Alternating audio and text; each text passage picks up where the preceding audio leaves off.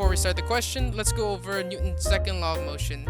Newton's second law of motion states that the force acting on an object is equal to the object's mass times its acceleration. And we'll be using this to solve our question.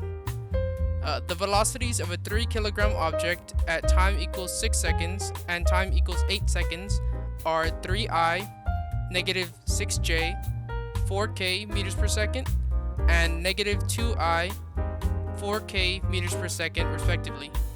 If the object is moving at a constant acceleration, what is the force acting on it? Feel free to pause the video and try this question on your own. The link for the textbook is in the description.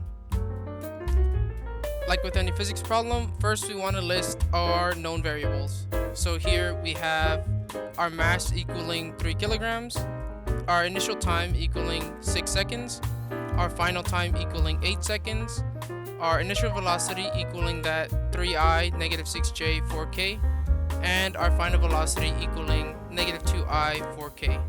Now that we've listed our known values, let's go over our unknown values. So for this problem, our unknown value is our force, which is what we're looking for. Even though it's unknown, we do know that it is equal to mass times acceleration based on Newton's second law of motion. And for that, we do have mass, but we are missing acceleration. So what is acceleration? The good thing about acceleration, though, is that we do have an equation that defines it.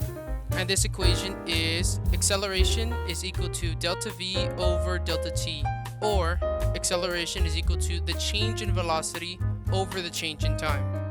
Delta V and delta T can be simplified even more using their equations, which are delta V is equal to the final velocity minus the initial velocity, and delta T is equal to the final time minus the initial time.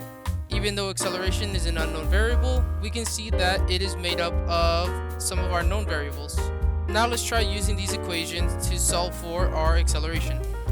Let's bring back our known variables and equations, and now let's try plugging them into our delta V and delta T equations.